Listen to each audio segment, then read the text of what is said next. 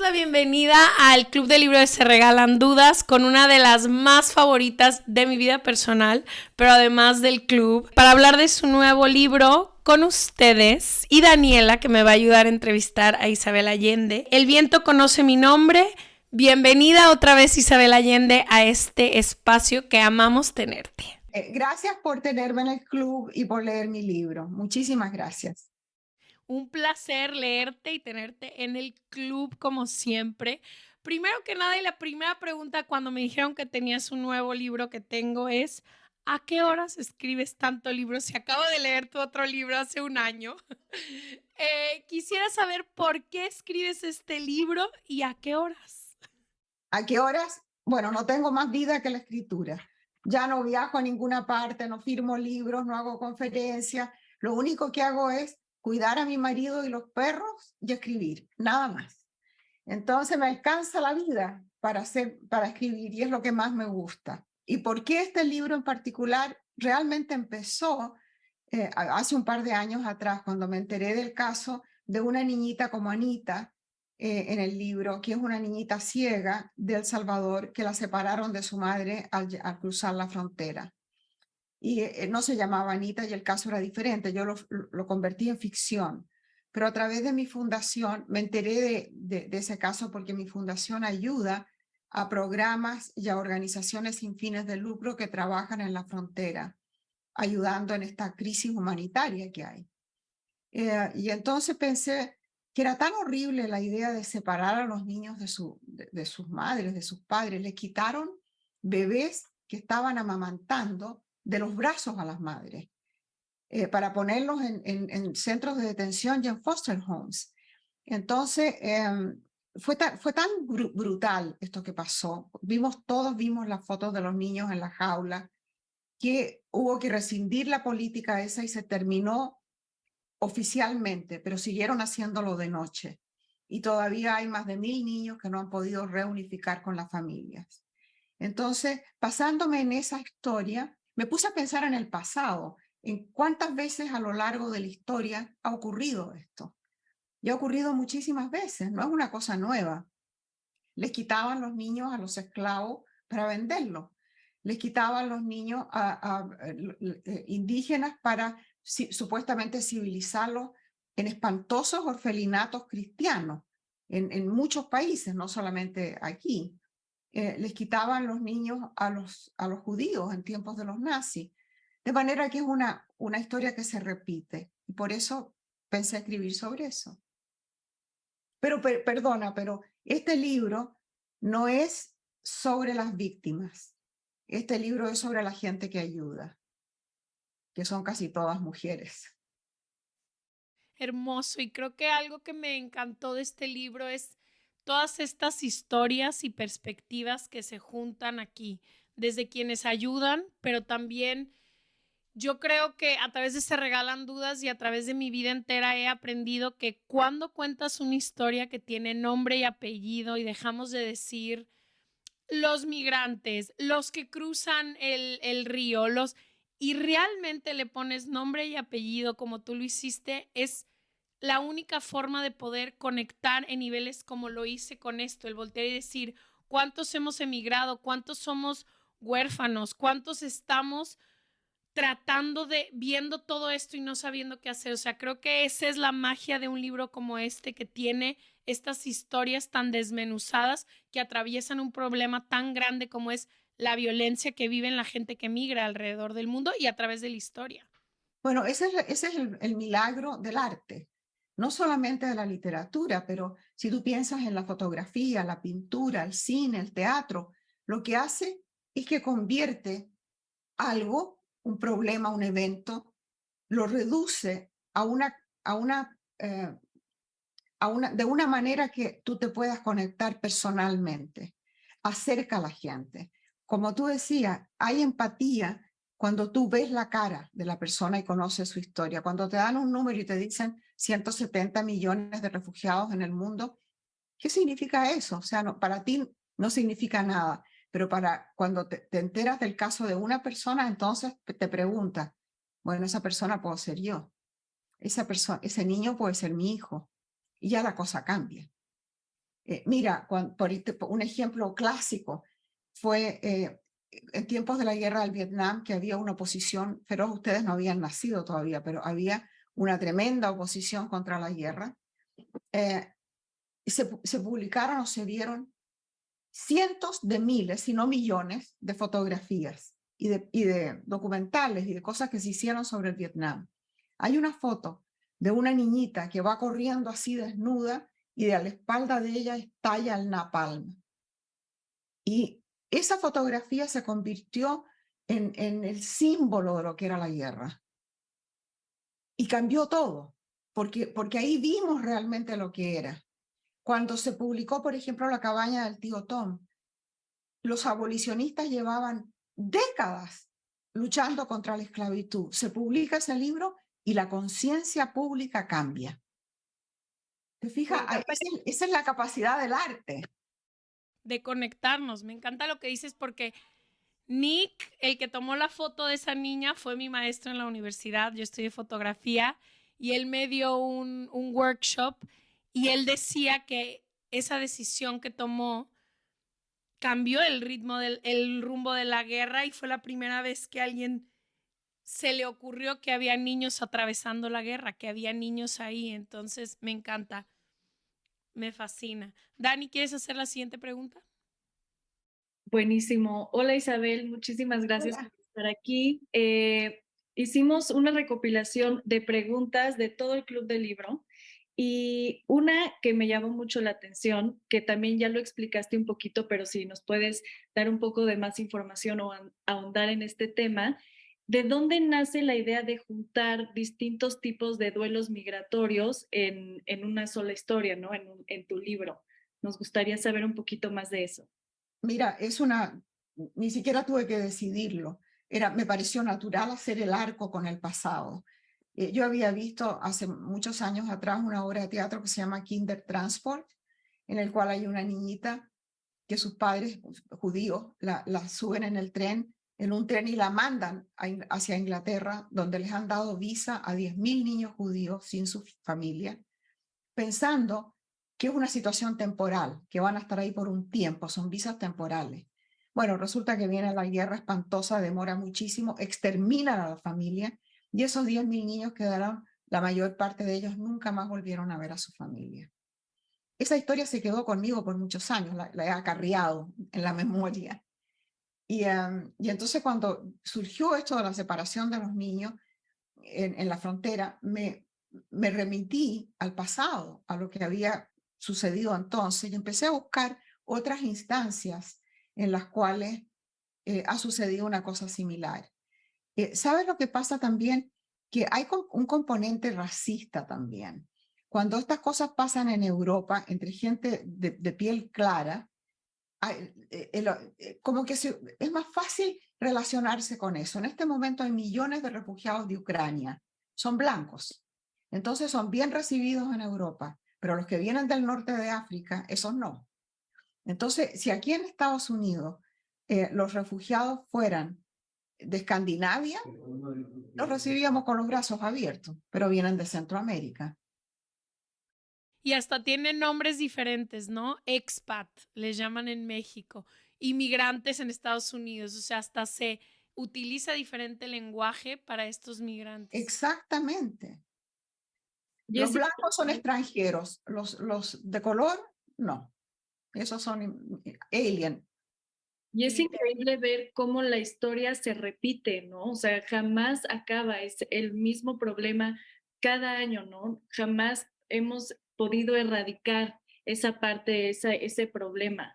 Pero el problema de la migración es uno de los problemas que va a ir creciendo. Con el cambio climático vamos a tener pueblos enteros que van a tener que dejar sus lugares de origen porque no hay agua, porque la temperatura es de 117 grados y no pueden cultivar nada. Entonces, hay que también pensar que este es un problema global que no va a terminar, va a incrementar. Entonces hay que encontrar soluciones globales, que no son murallas. Definitivamente no, aparte migrar es un derecho humano que todo el mundo debe de tener. Quería preguntarte uno de los temas más recurrentes en todos tus libros, que los he leído creo que casi todos, es esta, como este hilo conductor que son las familias, ¿no? Y como algo que me encanta en este libro, mi mamá fue adoptada por mexicanos y siempre he como tenido al frente de las conversaciones de mi vida este tema de familia, ¿no? De la que se nace y la que se hace. Y creo que en todos tus libros siempre hay como estos tejidos familiares de ambos. Hay en unos libros donde es familia hecha y de sangre y otra que vas construyendo a lo largo de tu vida. Quería hablar un poco de eso. Al final, este libro también trata de personas que se vuelven familia para otras personas. Hablando de familia, es cierto que yo tengo una especie de nostalgia por la familia grande, que la perdí cuando salimos de Chile. Y entonces ahí se perdieron mis suegros, se perdieron los abuelos, se perdieron los tíos, los primos, todo el mundo. Y cuando vine a Venezuela y después cuando vine a los Estados Unidos, traté de construir una familia que no tenía lazos de sangre, familia de amigos y de gente que estaba necesitada de una comunidad. Y lo he hecho hasta ahora. Ahora mis nietos se fueron ya porque son todos adultos, se fueron uno para Colorado, el otro para Texas, en fin. Y la familia grande que yo tenía se deshizo y se deshizo para siempre. Ya no tengo edad para armar otra.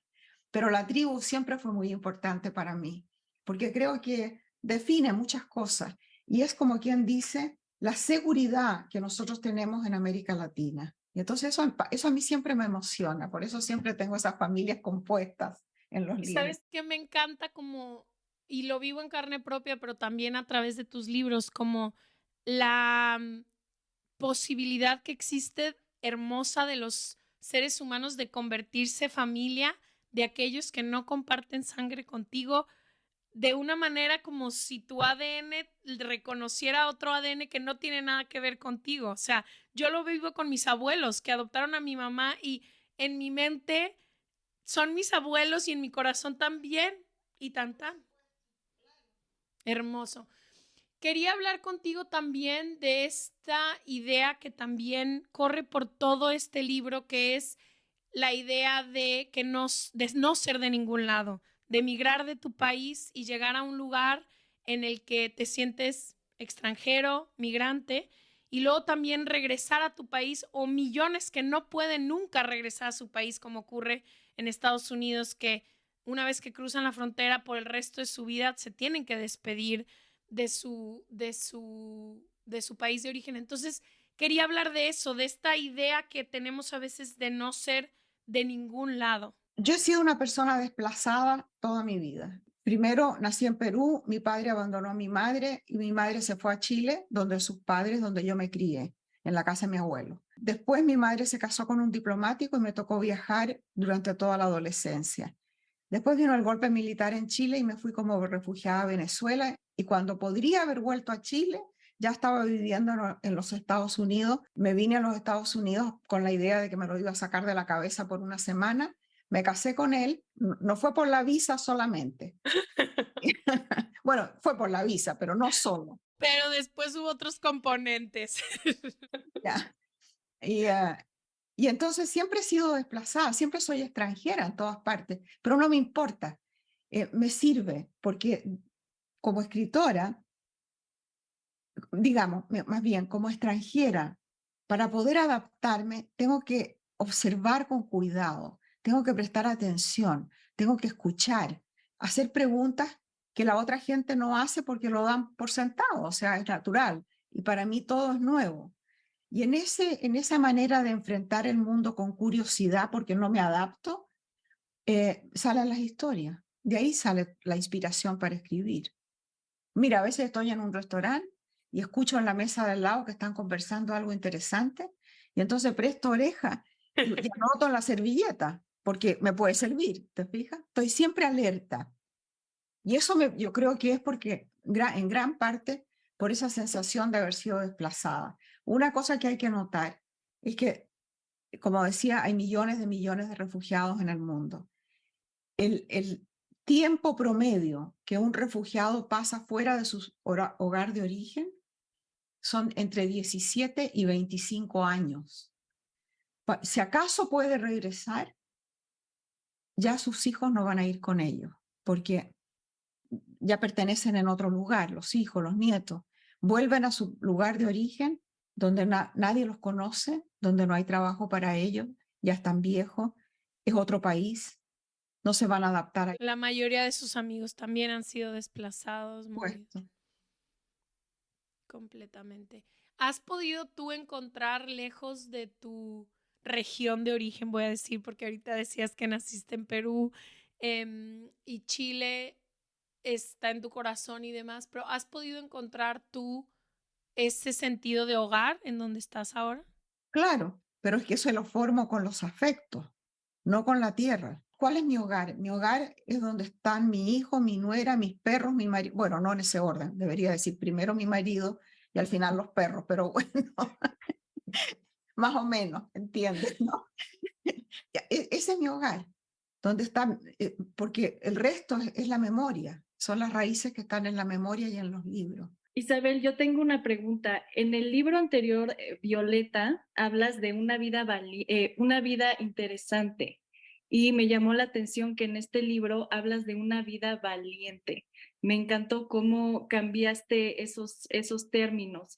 Entonces, mi pregunta es, ¿cómo crees que las causas por las que has luchado le han dado sentido a tu vida? Si esta vida valiente por luchar por esas causas que tanto te apasionan, ¿cómo han cambiado tu vida durante todo este tiempo? Es que es lo mismo, una vida interesante y una vida valiente. Una vida no interesante es una vida sin riesgo, es una vida segura, que es la vida que tiene Samuel en el libro. Samuel ha tenido un trauma tan brutal en la infancia que lo único que quiere es una vida segura. Entonces se dedica a la música, tiene un trabajo seguro en la sinfónica. ¿Qué pasa? Que hace una rutina todos los días. Claro, que él tiene no tiene amigos prácticamente, y cuando viene la pandemia, tiene 86 años y se encuentra encerrado en su casa y le pide por favor a la señora que limpia la casa, a Leticia, que se venga a vivir con él, porque está aterrado de la soledad absoluta en que va a quedar. Y ahí él reflexiona de que por tener una vida sin riesgo, por tener una vida segura, no vivió, se le pasó la vida por el lado. Estaba casado con una mujer extraordinaria. No quería saber de la infidelidad, aunque la sospechaba. No quería saber de lo que ella hacía en secreto, aunque lo sospechaba, porque no quería que nada le moviera el piso. Claro. Y cuando reflexiona sobre su vida, dice que ha pecado de indiferencia, que ha pecado y ha dejado la vida que pase por su lado por miedo a sufrir, por miedo a arriesgarse. Entonces, una vida interesante implica riesgo, siempre implica riesgo y aventura. ¿Cómo vas a saber del amor si no quieres sufrir? ¿Te arriesgas a que te vaya mal? Bueno, pues, y ya está, vamos a sufrir y qué importa. No es tan terrible. Resulta que uno tiene mucho más fortaleza dentro de la que sospecha y la viene a descubrir cuando la vida te pone a prueba. Claro. Pero si no vamos a permitir que la vida nos ponga a prueba, entonces vamos a tener una vida muy aburrida, una vida en grises. Cuando yo escribo una novela, pienso siempre en los momentos más luminosos y en los más oscuros, pero los grises del medio a nadie le interesan. Entonces, no vivamos en los grises. Tratemos de vivir en lo luminoso y en lo oscuro, aunque lo oscuro pueda ser doloroso, no importa. Y me encantó cómo Anita le da a Samuel esta oportunidad de tener esa vida valiente, ¿no? De la que se habla. Estas segundas oportunidades que a veces vienen a cambiarnos la vida por completo y ya cuando Samuel está ya casi en las últimas, tiene la oportunidad de rehacer y replantearse otra vez, ¿no? ¿Qué es lo que le llena de pasión, que le enseña a Anita sobre la música? Esa forma en la que tú describiste cómo Anita llega como también una salvación para Mr. Bogart se me hizo increíble y le da este cierre al libro de una forma extraordinaria, ¿no? Que también Anita lleva a Mr. Bogart a saber que él es el que puede conocer ese lugar de la imaginación. Eso me encantó, Isabel, la verdad, esa parte. Bueno, me alegra que te gustara. Pero mira, para crear el personaje de Anita fue muy fácil. Primero porque había un modelo, ¿ves? Pero también porque los niños traumatizados tienen rasgos en común. Estos niños que han separado muy pequeños en la frontera, una de las cosas que pasan es que dejan de hablar o dejan de comer. Se hacen pipí en la cama, retroceden en edad. Si tienen 8, empiezan a portarse como si tuvieran 5 o 4, pesadillas. O sea, todos los síntomas del post-traumatic syndrome, no sé cómo se dice en español. Síndrome Es postraumático. postraumático. Síndrome postraumático. O sea, los mismos síntomas los tienen los niños. Y entonces darle todo eso a Anita era fácil, pero además muchos niños inventan un amigo imaginario o bien un lugar imaginario donde van a sentirse seguros. Esos niños que están solos y asustados encuentran en ese lugar imaginario un refugio. Claro, y ahora el reto de escribir un personaje como Samuel, como Mr. Bogart, que ya es una persona grande, pero que todavía tiene mucho trauma por su pasado, por su historia. ¿Te representó algún reto mientras escribías sobre este personaje en específico? No, no, porque primero que nada por la edad, yo ya tengo 80, entonces me puedo imaginar cómo se sentía él, ¿ves? Con la diferencia de que yo no tengo miedo de nada. Entonces, mi vida, yo primero que nada vivo en comunidad, vivo con mucha gente a mi alrededor, vivo interesada a través de mi fundación en lo que pasa en el mundo. Y él no, él estaba completamente, pero yo tengo un hermano que adoro, absolutamente lo adoro, que es un genio, un académico, pero que es como Samuel. Es una persona que se refugió en los libros, en la universidad, en el estudio, y ha tenido una vida sin riesgo, una vida cuidada, limitada. Y ahora mi hermano tiene 78, 79 años y se hace la pregunta, ¿cuánto dejó pasar? Por ejemplo, una de las cosas, nunca tuvo hijos, porque podía, no sabía qué clase de hijo iba a tener. Bueno, nadie sabe. Nadie sabe qué clase de hijo va a tener y corres un riesgo nada más que por tenerlo. Pero la vida de mi hermano es completamente distinta a la mía y de carácter somos completamente distintos. Pero yo lo adoro, yo estoy muy cerca de él, entonces fue fácil construir a Samuel pensando en él.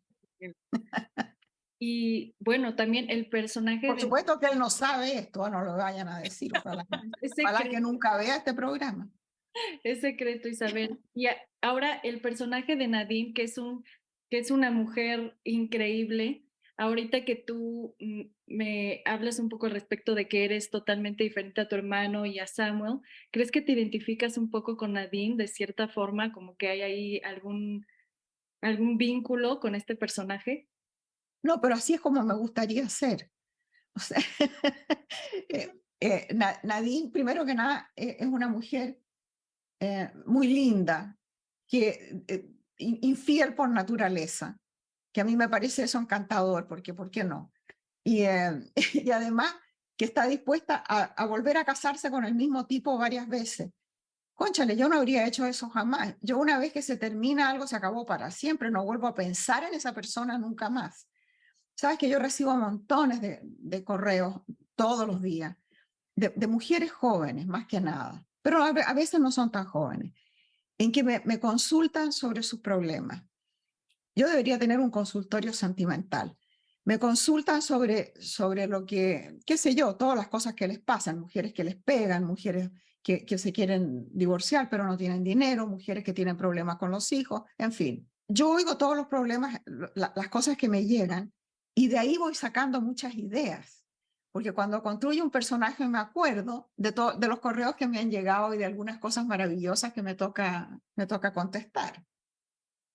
Y entonces Como Nadine hay muchas. y es increíble cómo de todas estas experiencias de personas que has conocido, podemos leer un poco más sobre ellas, ¿no? Podemos conocer este tipo de personas que a lo mejor jamás hubiéramos conocido, pero este afán tuyo de poder eh, disecar un poquito la personalidad de cada persona y hacer estos grandes personajes, se me hace increíble, la verdad, también. Tengo mucho material, digamos. Me Me sobra el encanta, y material. lo que dices de ella me encantó también, que tenga todos sus diarios y que alguien, Leticia, un día los lee y se inspira en esos, me encanta también. Creo que también hay, Esa idea me vino porque mi mamá tenía diarios. Todos los años abría una nueva libreta, gorda así, ¿eh? Y anotaba día a día todo. Y no, ella sabía que nadie tenía curiosidad de meterse en su diario, pero por si acaso, por si mi padrastro se le ocurriera abrir uno de esas agendas, tenía claves. Entonces había algunas cosas en clave y yo conocía las claves porque una vez al año me daba cambiaba las claves a todo esto. Me daba la clave para que yo pudiera más o menos leerlo algún día. Yo tengo 24.000 cartas en cajas de plástico por año de la correspondencia con mi madre. Nos escribíamos todos los días y yo he guardado las cartas mías y las de ella desde el año 87 para adelante. Entonces, entre las de ellas y las mías, todas estas décadas, hay 24.000 cartas que mi hijo las hizo digitalizar y entonces ahí las pudieron contar. Así que imagínate el tesoro que hay ahí. ¿Cuántas Nadine pueden haber ahí? y que tus nietos y los nietos de tus nietos van a poder leer ese tesoro. Cuando yo me muera, Nicolás las tiene que quemar. Ese es el, no, imagínate, hablamos mal de todo el mundo. Las cosas que decía mi mamá de su marido y las que decía yo. No.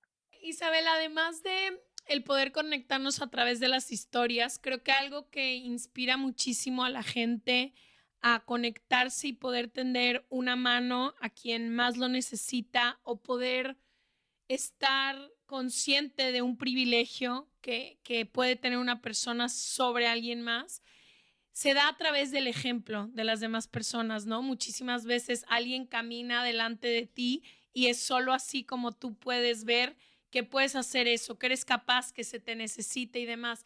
Y en este libro también sucede muchísimo eso, ¿no? A través de Frank, que se inspira cuando ella va y abre en la consultoría de que quién me va a ayudar con estos casos. No, Y pero espérate, lo que él quiere es acostarse con ella. obviamente, Después, resulta que después se ve atrapado en esta cosa.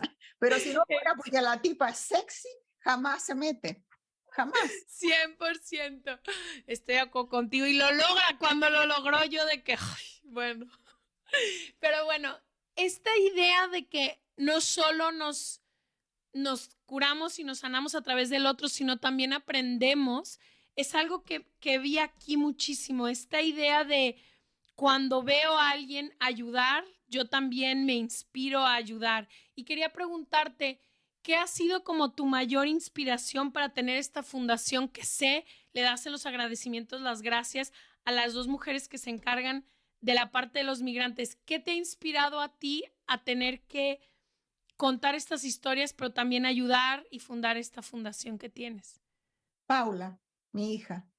Cuando mi hija pasó su corta vida trabajando como voluntaria, era psicóloga. Nunca ganó un peso. Teníamos un arreglo de que yo la financiaba, pero yo me llevaba el mérito y me iba a ir yo al cielo, no ella. Y entonces decía, ok, está bien, mamá. Trabajaba como voluntaria, que siempre con mujeres. Al final de su vida, cuando le dio el ataque de porfiria, estaba trabajando con prostitutas y con niños de prostitutas en Madrid. Y era un trabajo precioso, porque era realmente ayudar a gente que, sobre todo mamás que tenían niños chicos y que estaban en esa profesión tremenda, muy dolorosa y muy arriesgada también. Bueno, cuando Paula murió, yo escribí el libro Paula y no quería que nada de ese ingreso que entrara por el libro fuera a parar a mi cuenta, porque no me pertenecía, le pertenecía a Paula. Y lo dejé en una cuenta separada con la idea de hacer algo para honrar a Paula. Y no sabía qué era, si era hacer un jardín, si era hacer, qué es lo que era. Y en algún momento entendí que tenía que prolongar el trabajo que Paula había hecho, que era un trabajo con mujeres y con niños. Y ahí nació la idea de la fundación. pero la fundación no arrancó bien hasta que no llegó mi nuera, Lori Barra, y se hizo cargo de ella. Y Lori lo hizo profesionalmente, o sea, contrató gente consultores que la ayudaron a formar esto de manera que fuera lo más eficiente posible y que la mayor parte del dinero fuera a dar directamente a los beneficiados, con un mínimo de lo que llaman overhead, de gastos de administración. Entonces se maneja la fundación con muy poco dinero, porque, bueno, primero funciona en una casa que es mía, después se alimenta con mis libros, pero las dos personas que manejan la fundación, que son Sara y Lori, hacen un trabajo fabuloso que yo no podría hacer. Lori acaba de volver del Caribe, donde estuvo en uno de los programas, y ahora se va a Kenia. Se va el sábado a Kenia y se va con Sara y con unas bolsas que yo no sé cómo se las aceptan en el avión, porque llevan montones de cosas para los orfelinatos, para los programas que tenemos allá. Entonces, sin ellas yo no podría hacer este trabajo. ¿Hay alguna cosa que quieres que los lectores sientan o alguna intención que le pusiste al libro que sientan los lectores? Acaba de salir en México, entonces sé que muchísima gente después de esto lo va a leer, pero algún sentimiento que quisieras que se llevaran más allá de reconocerse a través de estas historias? No. Cuando escribo no estoy tratando de dar un mensaje, de predicar algo, de convencer a alguien de algo. No, yo quiero contar una historia que a mí me importa y solamente puedo contar las historias que me importan. Parto de la base que quienes me leen ya están de acuerdo conmigo en lo básico.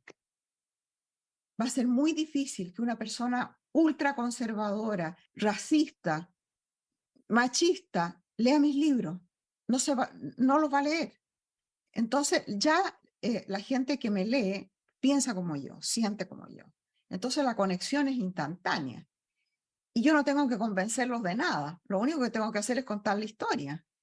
Porque sería como predicarle al coro si me pongo a tratar de mandar un mensaje. En este libro sin duda hay un elemento de denuncia a algo que está sucediendo.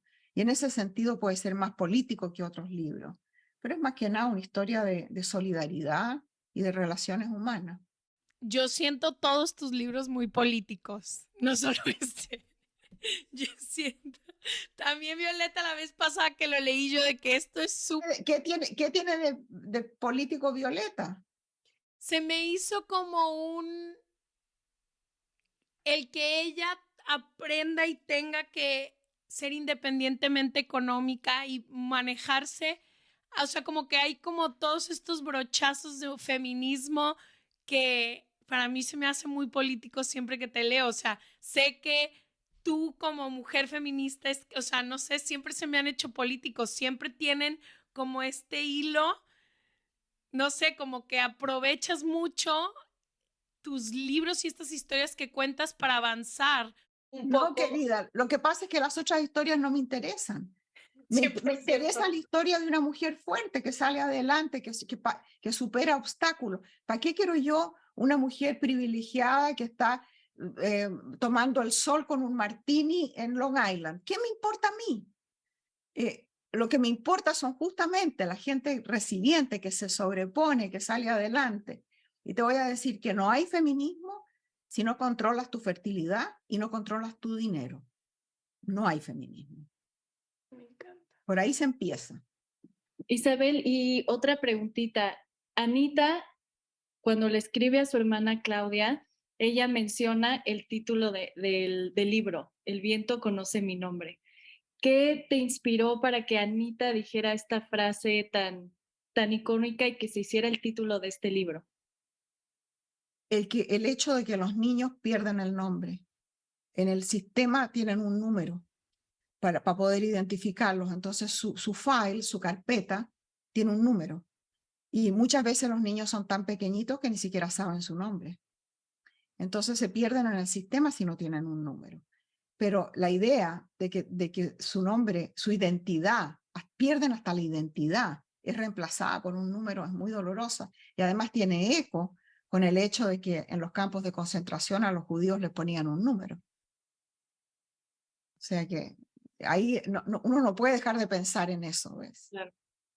Y como en esta nostalgia de que siempre el viento va a saber quién eres y de dónde vienes, se me hizo hermoso eso. Que el Bueno, viento sabe tu... esa idea de agarrar esa frase del libro no fue mía.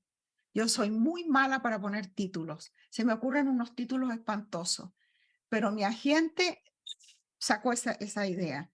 En Largo Pétalo de Mar también fue mi agente la que dijo, este es el título del libro, Largo Pétalo de Mar, que es una frase de Neruda. A mí no se me habría ocurrido nunca. Isabel, sé que te tienes que ir, te quiero agradecer siempre que nos invites a poderte entrevistar con espero 5 libros más tuyos, 100 libros más tuyos y aquí los vamos a leer. El viento conoce mi nombre, de Isabel Allende, ya está disponible en todos lados, en todas las plataformas, también en audiolibro y en ebook, donde sea que escuches o compres tus libros.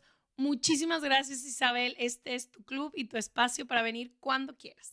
Gracias, pues. 1.000.000 de gracias. Adiós. A ti un besote, bye bye.